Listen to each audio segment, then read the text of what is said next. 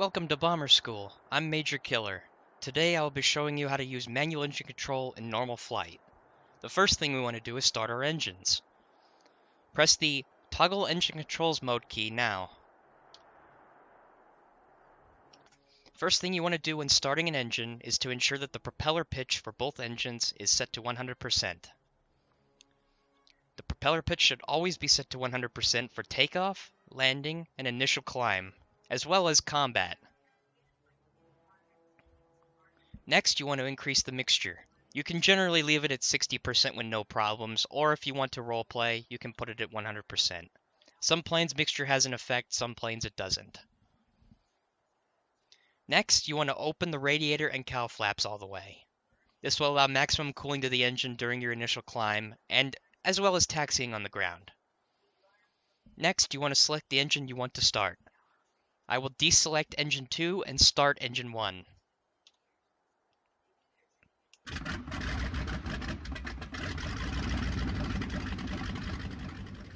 After the engine has finished starting, you can deselect it and select the next engine to start.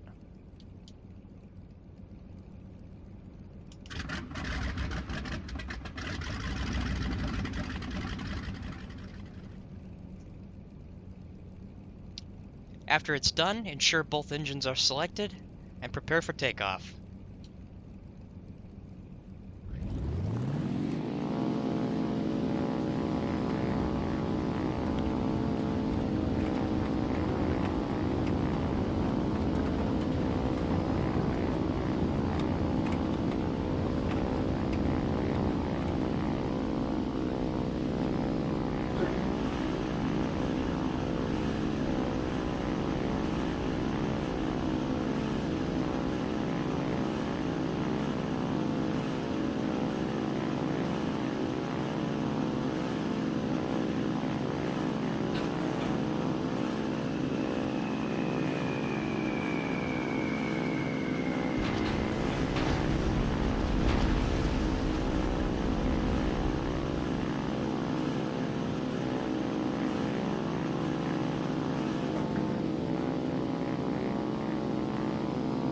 Now that we're a safe altitude above the ground, we can get established for cruise flight. Lower your throttle down to around 85%. Once stabilized, reduce your prop pitch.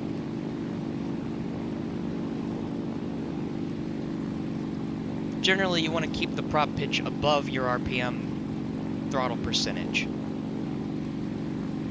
So if you're running 85% power as I am now, you want your prop pitch at or above 85% generally. You can let it fall below, but I wouldn't let it fall below more than 30%, or you'll suffer engine damage.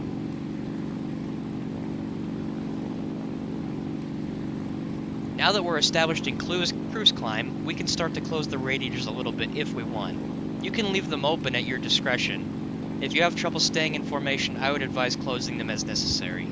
We'll go ahead and close them a little bit now.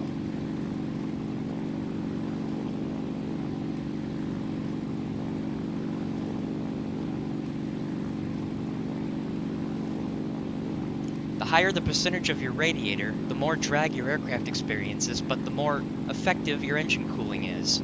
The lower the percentage, the less drag your aircraft experiences, and the less effective engine cooling is. If you put both your radiators down to 0%, your engine will heat up pretty fast, sometimes when you're not even at 100% power.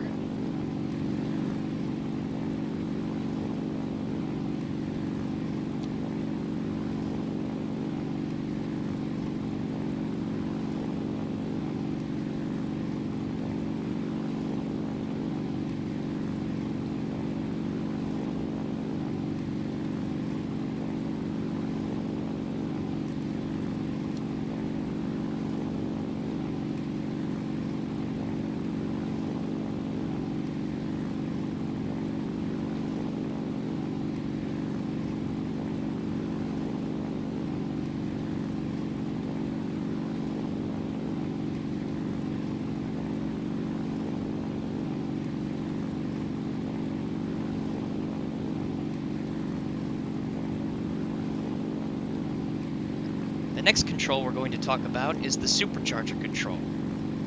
Above a certain altitude, you want to switch your supercharger into Gear 2, and below that altitude you want to leave it in Gear 1. For most US aircraft, that altitude is around 14,000 feet. We're too low to use the supercharger. At this altitude, it would actually decrease our speed, but we'll demonstrate it anyway. The supercharger is now in Gear 2.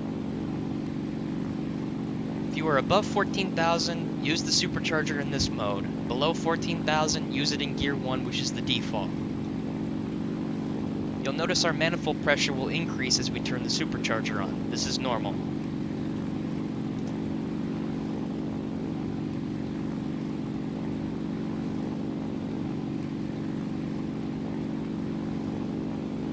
Once we get to 5,000 feet, we'll level off and configure for cruise.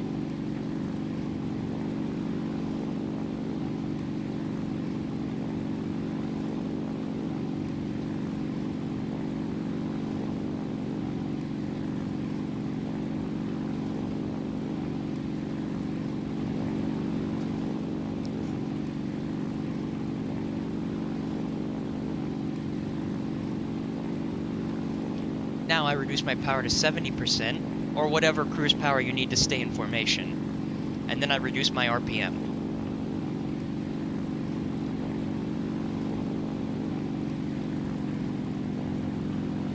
I've selected about a prop pitch of 76%. That should be good enough for now. You'll notice how my RPM needle decreased as I did that.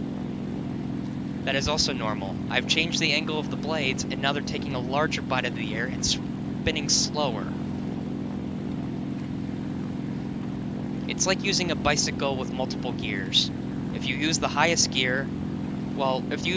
gear while pedaling at high speeds, your feet will be spinning really fast, but most of your energy will be wasted. But if you switch to a higher gear, your feet will pedal slower, but more of your energy is being used.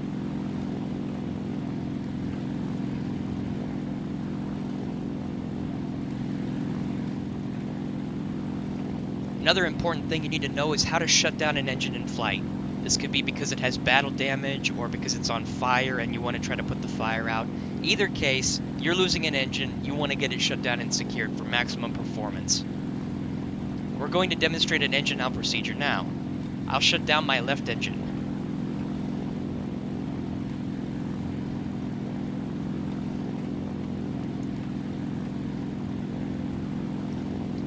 You want to do this as quickly as possible now. The things you want to do quickly are reduce the prop pitch to 0,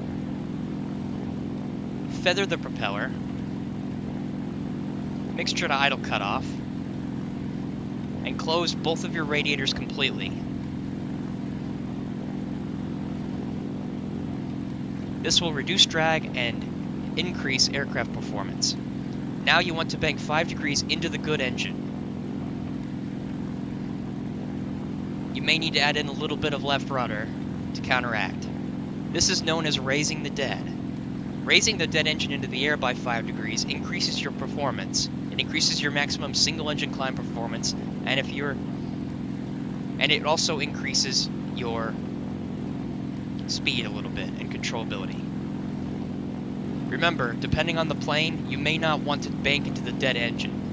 Depending on how controllable your plane is, you may want to bank into the good engine and make a 360-degree turn, as opposed to making a short left turn into the dead engine. Occasionally the prop will windmill without stopping. This is a glitch. When we want to start our engine again, we'll go ahead and select it.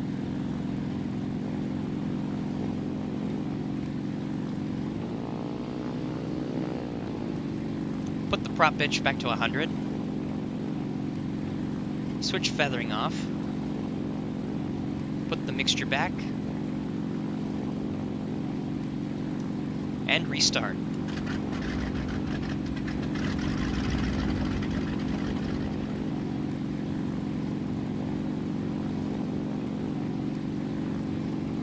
Remember that once an engine is completely secured, you'll want to deselect it and select your good engine. Make sure you don't accidentally shut down your good engine.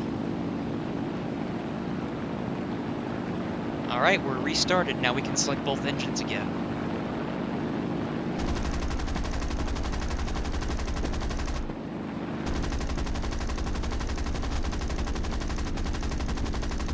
And we'll go back to cruise.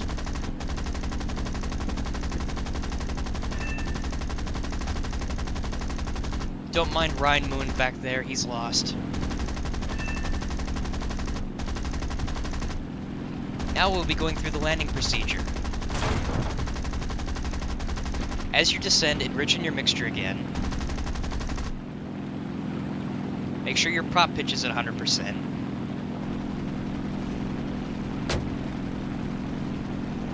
And open your radiators.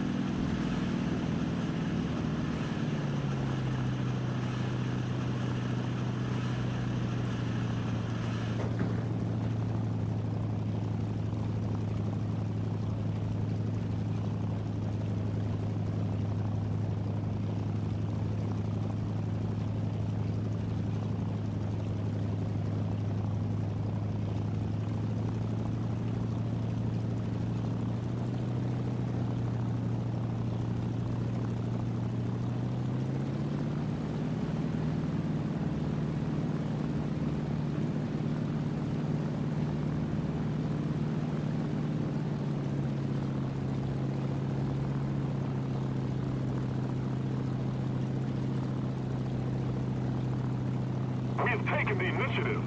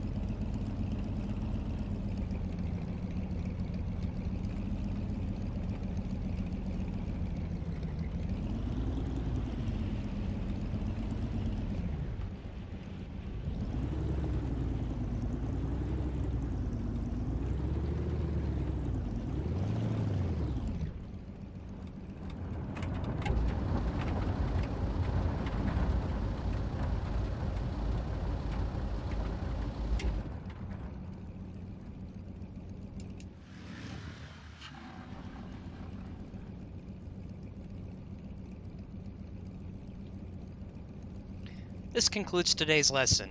I highly encourage all of you to go out and practice this on your own. Remember, practice makes perfect. Manual engine control can be confusing at first, but once you get the hang of it, you won't regret switching over. This is Major Killer, signing off.